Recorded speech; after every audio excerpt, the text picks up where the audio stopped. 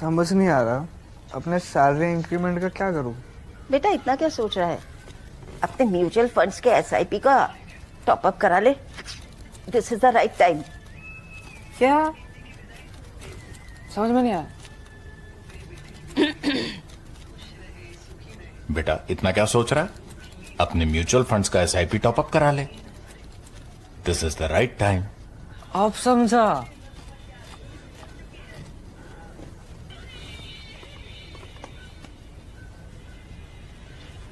Mutual fund investments are subject to market risks.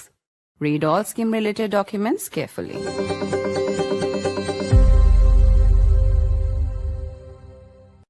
हिंसा ने इस शानदार इलाके को अपनी चपेट में ले लिया था। लोगों ने शांति का रास्ता चुना है। आपको वादा करता हूं, मैं आपके साथ हूं।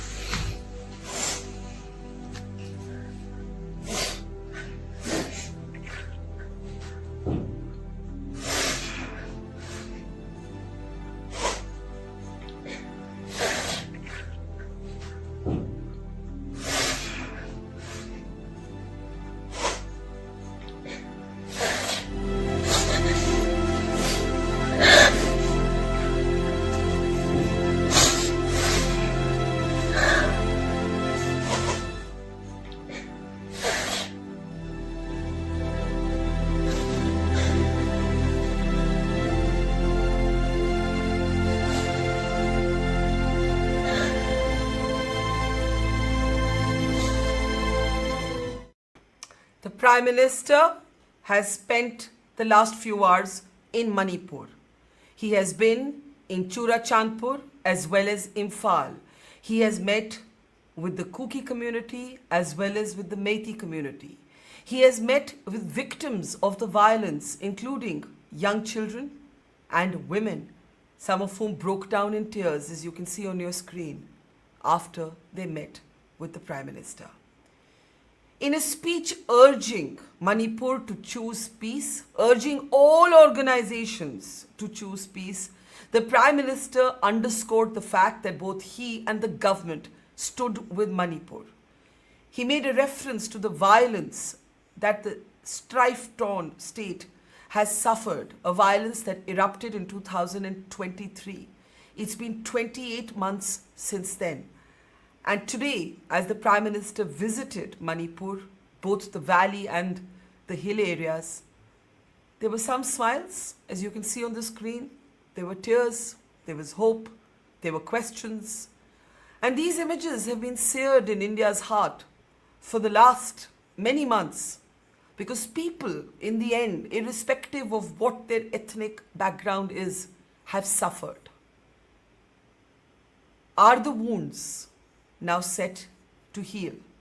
Manipur has been heartbroken. The Prime Minister today, on a visit that Manipur's people have been waiting for a while, spoke again and again about peace being a necessary ingredient for Manipur's progress and Manipur's development. To decode Modi's Mission Manipur, I want to welcome our guests, our experts on the program today. It is a very important day. And I want to first bring up Rami. Rami Niranjan Desai is a Northeast scholar at the India Foundation. Spent a lot of her time looking at this part of India. Thank you, Rami. It's always a pleasure. I also want to welcome military veteran General Dr. Pradeep Nair. In case you're wondering what the doctor in his name is for, he's actually done a PhD on the Northeast. That's how accomplished he is, not just as a soldier, but also as a scholar. He's also been a brigade commander in Manipur and has had a long link with the state. He's, of course, also been most recently the Director General of the Assam Rifles. Also welcoming to the program is W.L. Hangshing. He has been a prominent advocate for the rights of his community, the General Secretary of the KPA. He's worked with the Kuki community especially closely in these last couple of years, 28 months to be precise. And also joining me is Colonel Sapam. He is, of course, also an army veteran.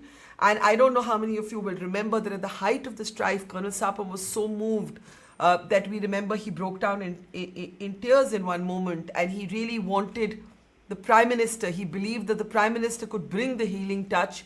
That visit has happened today. It's been a long time since we've seen Manipur go through several phases, sometimes of actual active strife, sometimes of a tense, invisible line dividing two parts of the state. And here we stand today, the Prime Minister is talking of a new dawn. I'll play out that statement in just a moment. I want first reactions. I'll start with you, Mr. Hangshing, and then come to Colonel Sapam, then come to General Nair and Rami. Hangshing, sir, first comments. Comments on Mr. Modi's visit, Mr. Prime Modi's Minister. visit. Yeah, Yes. it was long awaited, and it's been too long that he has taken to come. It has been more like a whirlwind election campaign tour. It promised a lot, but delivered literally nothing. It has changed. It has not changed anything. Well, what can I say? There's nothing much to say. And he's just gone to Churachandpur for 10 minutes, and he's not gone to Kampopi, where Kampopi is the district which faced most of the violence. And you see, it surrounds Manipur on three sides: the north, the east, and the west. Only in the south is Churachandpur, and he didn't go there. Most of the conflict victims are there. The center of the political flavor is there also. But what would you have wanted him to do instead? The point is, he's the Prime Minister. He will try and also be equitable in the attention he's paying to different impacted areas, right? What would you have wanted him to say or do instead, specifically, Mr. Hangshik? See, we expected him to at least connect with the people, talk to people, get the feelings, get the feeling of the ground situation, which I think he has missed out in the last 2.5 years and more. So something was lacking. The connection was lacking. I think he just came and went. So what we expected was he would understand the situation, realize the reality of the situation, and then, we hope for some kind of a separate administration, so that we can look after ourselves. Our areas have been without administration for the last 2.5 years. You can look at it. There are no roads. We make a road and there's a resistance to it. We make bridges, and it comes under the fire. Okay, so I can tell you that it's quite clear to me as a reporter that a separate administration is not something that the government would have given. The Prime Minister's visit would not have been about that. But we are seeing these images on our screen. There's a young girl breaking down in tears. There's another woman crying. He has met with internally displaced victims in both parts of Manipur. Colonel Sapam, I know you're ethnically from, in a sense, the other side, as so to speak, but we're all Indians here. Do you feel as without hope as Mr. Hangshik, or do you feel a little more optimistic after PM's visit? Good evening, General Nair sir, Hangshik sir, and Ramiji, and Barkha ji. Good evening. Good evening. I have different perception. I was the military man who came out on TV with tears in my eyes. And my eyes were not in tears for the Meities community. My eyes were in tears for all the communities of Manipur who are all staying over there. And I commanded the troops from this region. I have many Kuki boys, Naga boys, and Meities boys. And I understand fully all their aspirations, what they want, and all those things. And oh, on 3rd May, when these things happened and when there was no vision, and I was also thickly involved when I was posted during the Naga Kuki clash, and I could understand the clash, the kind of clash which took place. So that was the thing in the beginning, and when I started analyzing what is happening around in my Manipur, then I realized various things very deeply. When I analyze it, then it's a very deep issue. Basically, it cannot go just like that, and it is a very sad thing. And today, the Prime Minister of the largest democracy of this of largest democracy, India is the largest democracy in the world. The Prime Minister of that country came to Manipur, maybe little late, but then why he is late, that also I have some understanding why he is late. But he came today and he spoke, very powerful and positive, words for the people of Manipur, and very encouraging, I would say. And henceforth, I have a strong belief that he will be monitoring it. I'm not saying that he had not monitored before. Right from the beginning, from the word go, from 3rd May, he would have monitored. But then, lot of understanding. He understands much more than me. The situation, what had happened in Manipur on 3rd May and thereafter, and beyond geopolitical angle and anthropology. Let's talk about geopolitics and anthropology. These two are the things which are very important. He understood very well. We'll come to that a little later in the program, but I want to ask you, Colonel Sapam, you say that yes, Prime Minister could have come earlier, but possibly you think that some ground was being prepared, perhaps in the back channel, perhaps between both communities to enable this visit. And you feel that when you cried at the height of the strife, you cried for all people, not just for the Meitei community that you belong to. So we have two very different perspectives. Now let me bring in General Nair, former DG of Assam Rifles, with a doctorate in this part of India, served also as a young officer, a brigade commander, among other roles. You have been most recently in your life DG Assam Rifles. You've seen the state at the height of its strife. You've seen it at the height of its polarization. You've seen it at the height of a situation where somebody who lives in Kangpokpi or Churachandpur can't go to Imphal and vice versa. If you're from one community, you can't go to the other region and vice versa. What do you make, sir, of the Prime Minister's visit and his words? Let me begin by thanking you, Barkha, for having me over, along with such an erudite, my erudite co-panelists were here. Grateful to be on your show. Like you said, I saw the worst days. I was there for the initial 15 months, and most of the violence that abated was while I was there. Having got a sense of what happened then, and when I tried to put in context the Prime Minister's visit, it was something which was very, very eagerly awaited by both the communities. And if I have to just put it plainly, it's a great thing that has happened. It's a great start. Of course, there will be criticism, of course, on two counts as to why did he come so late.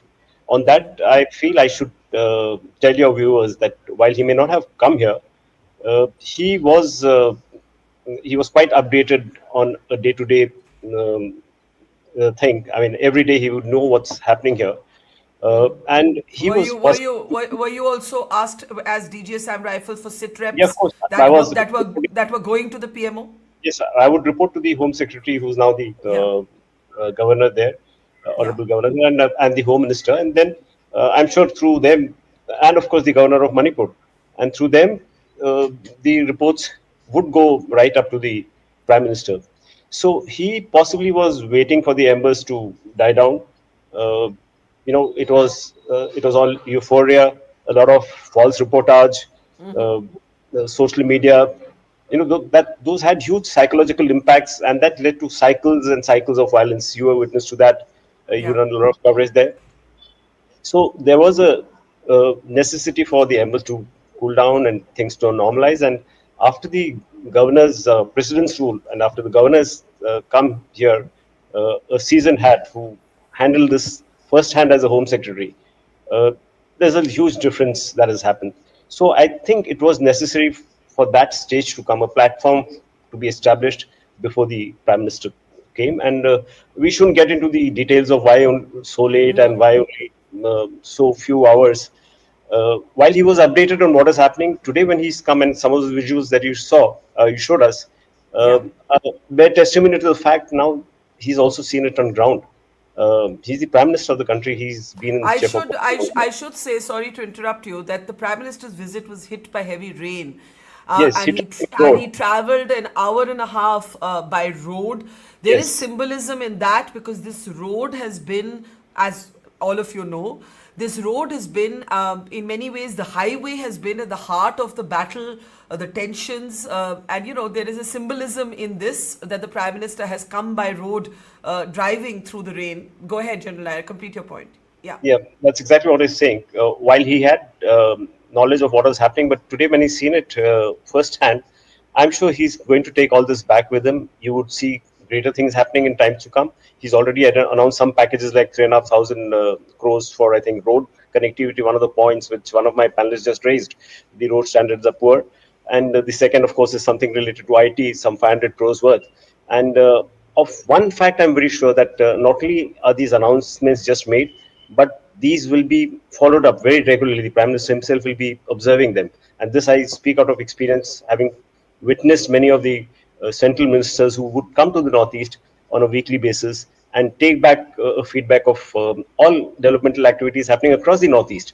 And with this visit, I'm sure he's going to pay even greater care for this. And like I said, it's baby steps it may look like, but a very, very important, a game changer, if I can call it.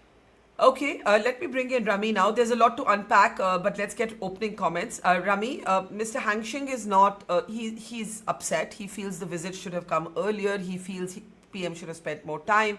But both Colonel Sapam and, of course, General Nair, who has literally served at the peak of the conflict in Manipur, and has some, probably more than any of us, knowledge of how the Prime Minister's office and the centre was monitoring the situation. He's saying, listen, the embers had to die down before the Prime Minister could visit. What do you say? What for you has been the most important takeaway from this visit? Barkha, good evening. I have to say about that this has been a very momentous day, because we've had the Prime Minister visit Manipur after, it has been a point of constant debate that he hasn't come. He's, finally arrived in Manipur, and he's arrived in such a grand way. Look at the reception that he's gone. You just mentioned that, there was an unscheduled trip. We heard that, they couldn't travel by helicopter because it was raining, so he had to take road transportation, 1.5 hours he drove. But look at the reception that he got on the roads. Now, that surely has to be impromptu turnout of people, because nobody knew that he was going to take the road to go to Churachandpur. Also, the fact that the state machinery, worked so well to put this plan together, I think says a lot for how the state is functioning today. I really do think that not getting into these nitty-gritties, why didn't he come before, why has he come now, doesn't really make any sense, because I think it's very clear to anybody who observes governments, how they work, that this Prime Minister is perhaps the only Prime Minister who's visited Manipur 8 times in the tenure that he's had. That's the most that any Prime Minister has visited Manipur, I believe. So it's always been, the state has been very central to his consciousness of where the Northeast should be, how important the state is, and how important peace and stability in the state is. And that is what reflected in the conversations that happened. You look at what he said in Churachandpur, not just him, preceding him, what the governor said, keeping in mind the kind of grievances that the hill areas had in terms of development, which was always top grievance that they had, that it wasn't developed enough, that healthcare was lacking, education was lacking. It's all been addressed with the foundation stones that have been laid, the projects and the money that has been earmarked. I think the messaging of the governor talking about illegal immigration, that also sends a very important message out. In Imphal, of course, in the historic Kangla fort, he spoke about the martyr of Operation Sindoor, He spoke about the importance of culture and history of Manipur to the rest of the country and how it resonates with us. I think these are all really important, they're very important sentiments to put forth coming from a prime minister who's very well liked across the world, and of course across the country, but also his visit to the IDPs, Barkha, because that has been central to everybody's minds and hearts, and I think that is a show of encouragement, and that tells us that he has been keeping an eye on every grievance that has been an outcome of this disastrous conflict that we have seen. The prime minister single-handedly is not going to go and solve the nitty-gritties. Finally, that is for the communities to do. But I think this visit has come as a ray of hope at the right time when the state machinery is not overwhelmed with problems in the state. They brought the state to some level of stability, and therefore this is a good time, a sensible time, and I see it as a great sign. I want to agree with you on one thing. I think, not that I disagree with the other things, but I especially agree with you on one thing. I think the meeting between the Prime Minister and the internally displaced people in both areas of the state is actually for the people going to be the most important, right? For them to be able to meet the Prime Minister, for a little girl, for an older woman to cry with the Prime Minister. I think that will be the measure. Of course, there were children like this who were smiling, but it's really the images of those tears that women shared with the Prime Minister, that children shared with the Prime Minister, that will be the measure in a way of how people are feeling. How Colonel Sapam, when he cried 2 years ago, he looked at Modi as the patriarch. Yes, there can be a debate. Why didn't he come earlier? General Nair has given some reasons for that. Mr. Hangshing, I don't know if you're a little more convinced after hearing everybody else, but let me do this. Let me play out an excerpt from what the Prime Minister said when he spoke about the violence that has engulfed the state, but also why he thinks Manipur must choose peace. He also said the Prime Minister and the government stands with Manipur. Take a look. Manipur की ये धरती, ये क्षेत्र आशा और उम्मीद की भूमि है, लेकिन दुर्भाग्य से हिंसा ने इस शानदार इलाके को अपनी चपेट में ले लिया था। थोड़ी देर पहले मैं उन प्रभावित लोगों से मिला हूं जो कैंप्स में रह रहे हैं। उनसे बातचीत के बाद मैं कह सकता हूं कि उम्मीद और विश्वास की नई सुबह मणिपुर में दस्तक दे रही है। साथियों, किसी भी स्थान पर विकास के लिए शांति की स्थापना बहुत जरूरी है। बीते 11 वर्षों में नॉर्थ ईस्ट में दशकों से चल रहे अनेक विवाद, अनेक संघर्ष समाप्त हुए हैं। लोगों ने शांति का रास्ता चुना है, विकास को प्राथमिकता दी है। मुझे संतोष है कि हाल ही में हिल्स और वैली में अलग अलग ग्रुप्स के साथ समझौतों के लिए बातचीत की शुरुआत हुई है। ये भारत सरकार के उन प्रयासों का हिस्सा है जिसमें संवाद, सम्मान और आपसी समझ को महत्व देते हुए शांति की स्थापना के लिए काम किया जा रहा है। मैं सभी संगठनों से अपील करूंगा कि शांति के रास्ते पर आगे बढ़कर अपने सपनों को पूरा करें, अपने बच्चों के भविष्य को सुनिश्चित करें। और मैं आज आपको वादा करता हूं, मैं आपके साथ हूं। General Nair, I want to bring you in, because you have first-hand dealt with the strife. I think this is the first top-level acknowledgement of the fact that there is now an intrastate dialogue. Prime Minister refers to a Hill and Valley dialogue process that has begun. He also says he personally stands with Manipur. He's urging peace. I know Mr. Hangshing is feeling a little cynical. There may be leaders in both communities who wanted more, who expected more. But if you had to identify where you think Manipur goes from here, what is the path ahead? How do we get out of this sort of invisible separation, that has kept the Kukis geographically confined to one area of the state and the Meities geographically confined to another area as one?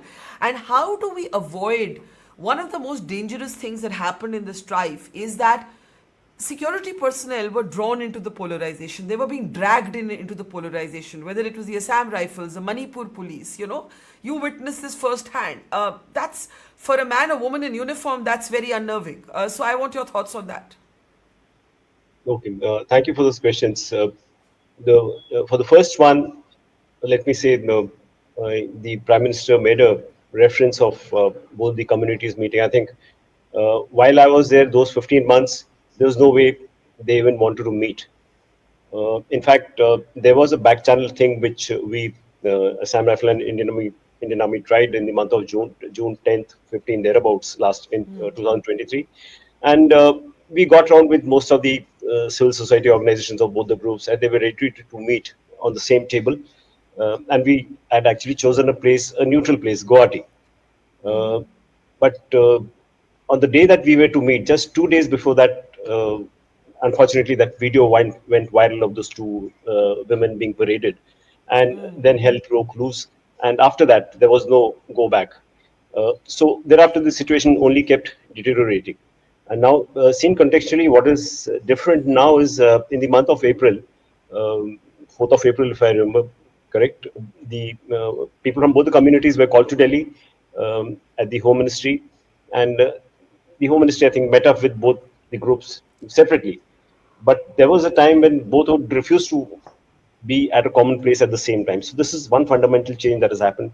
They came, so there was a back channel thing that was happening, and therefore certain things that the center listed out for them, which included, there will be going ahead, there will be reconsideration of the land laws, the political situation there, and what is the way forward to get both the communities to talk. All of that has been done. So it's been a huge work in progress from April to now. And I'm very sure that there would be some other discussions also that are happening. In fact, sometimes in the month of August, I heard there was going to be some meeting between both the communities being organized by the governor behind closed doors. So to that extent, you see a clear indication of progress in the Prime Minister's assertion that a dialogue has begun. Yes, it has begun, and I see that as a change that will make all the difference. Coming to the Hold that thought. I'll come back to what's happening with the security agencies. I just want reactions to what you've said. Sorry, Mr. Hangshing, I want to bring you in and then to the others, because there is a larger debate on what happens to the Assam Rifles, to the Manipur police. Mr. Hangshing, you said separate administration. I think, I could be wrong, but I don't think that's going to happen. Now, given that a separate administration is not going to happen, how does the peace process go ahead? I don't see it going ahead without a clear-cut separate administration, because since the May 3rd, what happened on May 3rd, it was not a civil conflict. It was a state government pogrom against a selected community that went on and on and on. It was at that time that Delhi should have intervened. Haven't both communities suffered, sir? Haven't people? They have suffered. Haven't people in both communities suffered? They have suffered, both communities. But the pogrom was state sponsored. Not only state sponsored, it was state led. What I'm saying is, at that point in time, the center should have intervened and imposed the president's rule within 3-4 days. They didn't understand it. They didn't realize it. This had been building up for the last 5 years. It has been building up. May I ask you a question? Even if you disagree, even if you feel PM should have come much earlier, even if you feel Biren Singh's government didn't do a good... Well, let me ask a question. Even if you feel all of this, Here we are today. Tell me where do we go from here? I'm saying if I ask a Meitei representative, they will say a very different thing, just the exact opposite from their lens. We have to move ahead. How do we move ahead, sir? So let me bring Because you back. because I will say, whether it's Jiribam or whether it's that terrible video, I have personally seen great suffering in both communities. I don't want to take away from the suffering in either community. That's what I want to say. Now tell me, how do we go ahead? See this. I'll go back to what you said in the beginnings, that this I'll rephrase it. The problem as I see it, when I see separate administration, is not a demand that we have been raising. This demand has come only after 10 days after the pogrom. The last 5 years, where is the demand? Even the Sue discussions, the preamble says within the integrity of Manipur. Where was the separate administration? The separate administration is a situation that has been caused, that has been thrust into the situation by a government that has been antagonistic to a particular community. Now that we have totally lost faith in the government of Imphal, which is not a government of Imphal, it is a government of the Meities, which they have proven again and again. But today, how do you want to subjugate ourselves to that situation again? Mr. Hangshing, there is no Biren Singh government today. There is president's rule. Why did you take 2.5 years to get him out? You should have. Okay. So looking at your responses, now, 1 minute. You want to add there? Because you're dwelling on the past. You're dwelling on the past. I want you to tell me about the future. Whatever the present. You cannot understand the present without going into the past. All right. What I'm saying is, when you say that, when I said the PM should come here, I didn't mean physically. At least he should have applied his mind, understood the situation, and taken decision then. Now things were allowed to drift to a situation where things have broken down to a point of no return. Now, how do you bring back? Even if I was a PM, how do you bring back these two communities together? Okay, I think the last they will. If you bring them together, they will kill each other till the end of eternity. I'm telling you this. The trust is broken. Let me tell you this, that you and Colonel Sapam are not from the same community. You're sitting here able to politely have a dialogue. Yes, you may not be physically in the same space. You have not killed each other. You have not even said one rude word personally to each other. So it is possible. It is possible, and it is best represented in our military, where people of Manipur from both communities serve with great honor and valor and courage. And the Prime Minister has made a reference to this today. I will not lose hope as an Indian. I feel the pain of both communities. I really do. I have reported on great tragedy in both the Kuki and Meitei community, and it is the tears of the people we have met over the last few months. Honestly, to me, whether they're Meitei or Kuki, what I care about is the human suffering, right? So that is, I think, where our attention has to be on healing. Colonel Sapam, do you agree that Mr. Hangshing has a point, that in the last comment that he made, that it is going to be an uphill struggle because the trust is broken down? He says if you put both groups in the same room, they'll kill each other. Well, today is on this auspicious day where the Prime Minister of the country is here. I do not want to get into any conflict, basically. I would like to respect his visit over here. The commitment he has shown to the people. The weather was bad. He could have said, since the weather is bad, and let's call it a day. He could have said this. But the commitment was that he had to drive down more than 1 hour of journey all the way to Churachandpur, come back, conduct a rally there, meet the IDPs, come down here, again, then meet the IDPs, and had a rally. So, so much of energy and commitment he has given to the state, that I want to respect, and I do not want to, get any negative impact on this positive, beginning. Next? Okay, but what next? What now? Colonel Sapam, what now? Then Rami, and we'll give the last word to General Nair. What now? What now is very simple. We must all try for the peaceful coexistence over here, and we must work for it. We are all Indians. We are all Manipuris. All those say the base year for the for us to be an Indian citizen, the Indian government has said 1951, but the government of Manipur said 1961. Everyone's a brother. Thereafter, who comes after that? They are all foreigners. Okay. On that basis, we must work and we must work together as far as. But then, Okay. if Hang Sing sir wants to, he feels that we should have another debate. I don't mind. I can come down and we can talk all the things that time. But on this auspicious day today, on this particular day today, I feel that debating on those lines, I feel it is not so healthy. That is what I want to respect the Chief Prime Minister who has come over here. Thank you so much. Thank you, Colonel Sapam. Before I give General Nair the last word, Rami, let's look at, okay, what next? Whether you're like Mr. Hang Sing, who believes that the Prime Minister should have come much earlier, Biren Singh, the government should have gone much earlier, the President's rule should have been imposed much earlier, that, now trust is broken down irretrievably. He believes, Colonel Sapam thinks otherwise. He says, we're all Manipuri, we're all Indian. We need specifics of what next.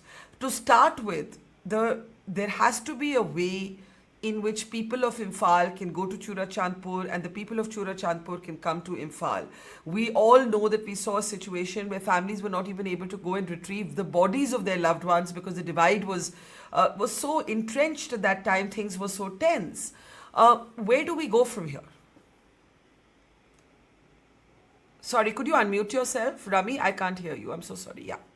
Barkha, let me put this in a little bit of perspective from my point of view, because I'm not from Manipur. Now, the fact remains that we cannot erase what has happened in the past. And conflicts have not just happened in Manipur this time. They've happened before. They've gone on for a longer time. They've, conflicts have happened across the world. Fortunately, human resilience is something that, you can count on and you can move ahead with that. But here is the problem. When I go to restaurants in Delhi, I've had, great staff come up to me and say, ma'am, I'm a cookie and I work alongside a Meiti here. I've gone to places and I've had Meities come and say, ma'am, I'm still having a drink with, my best friend who's a cookie. However, the problem lies, Barkha, is that they cannot come out and say it in the open because of a few vested leadership that have vested interests. This conflict, to keep it on or to keep these divisions on, seems to be fruitful for them and only them, not for the larger community. However, for the, with the kind of fear that has been instilled by these groups, and it might be both sides, within these communities, reasonable, rational voices are not being able to get space in the dialogue. Now, dialogue may be happening in the background, but I think the environment should be positive enough wherein we can't go around saying that, no, there can't be a way forward. Should be, okay, let's at least dialogue and see what we can do. Now, what would that include? That would definitely, without a doubt, the first step would have to be to alleviate human suffering, which is use the IDPs as a symbol of peace and bring them back home. Because I think there can't be a worse situation for a family to be in, not being able to go back to their house. So I think that would really resonate with people of both the communities, and both the communities should take responsibility to provide them protection on the basis of the honor that they keep talking about. I think that would be a good first step. And then, of course, I think you have to scale back on your demands. You're not going to get separate administration. You may not get scheduled tribe status. Both communities will have to scale that back for better times to come.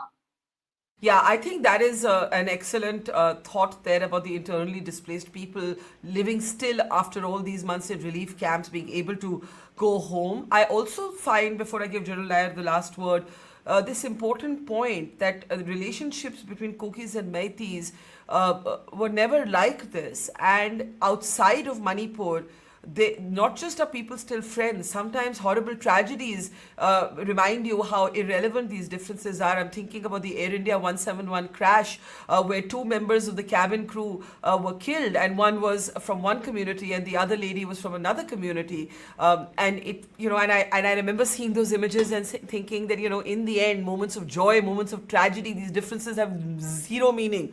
Now, Jen, I didn't give you a chance to complete your point on the security agencies, how they were pulled into the polarization, and where you think we go from here. Last word to you, sir. Yeah, before I come to that, can I take off from the last thing that you Sure, just please, please. I must give out this anecdote. I've written about this in one of the newspapers. And those are the two cabin crew members of Air India 171 on your screen. Yeah, yeah. No. I had an experience. A week later, 6 days later, I was traveling again on a flight to London, Heathrow, Air India 787, and at the entrance, we had there's these three girls. I just read their names. I could make out one is a Naga, Kuki, and one is a Meitei. So I said, "Are you three from Manipur?" Of course, they said, "Yes." How do you know?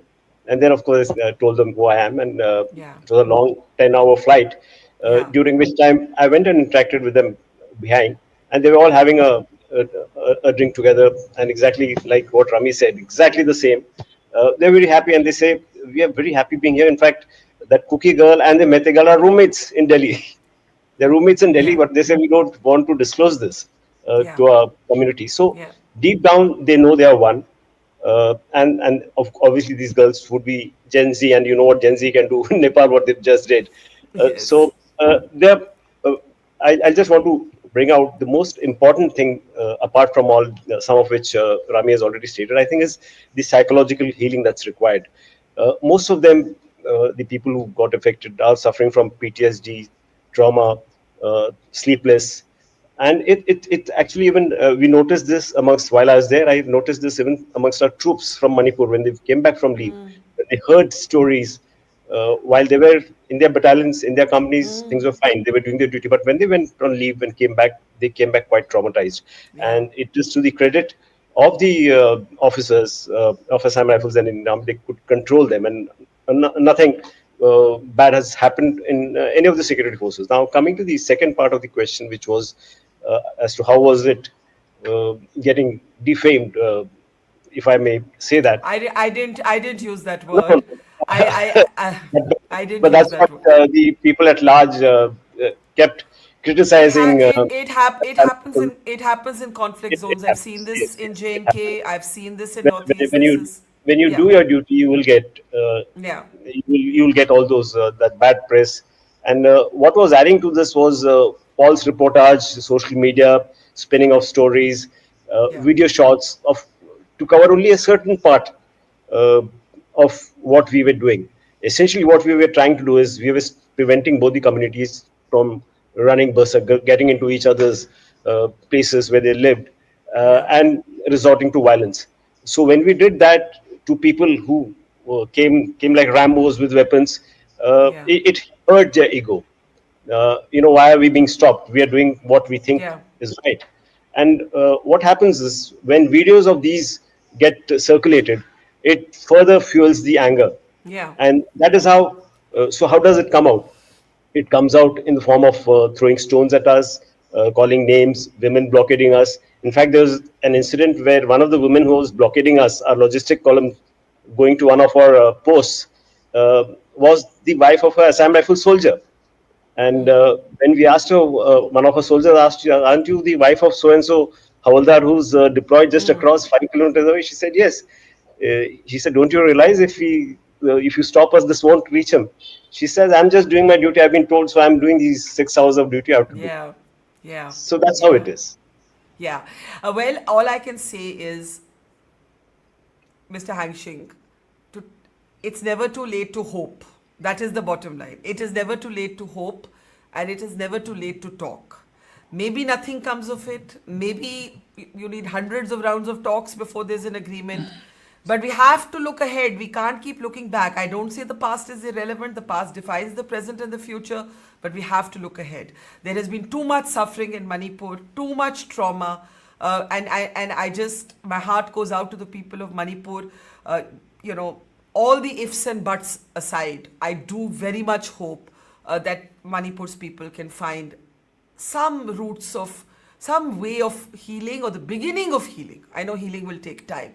I will just say thank you there to Rami, to Colonel Sapam, to Mr. Hangshing and to General Nair. Thank you. And to the people of Manipur, our utmost hope that things will only get better. Thank you. Take care. See you soon. It's great to see you here. Thank you for watching our work. If you haven't subscribed yet, don't forget to click the bell icon and subscribe to Mojo Story and support independent, robust journalism.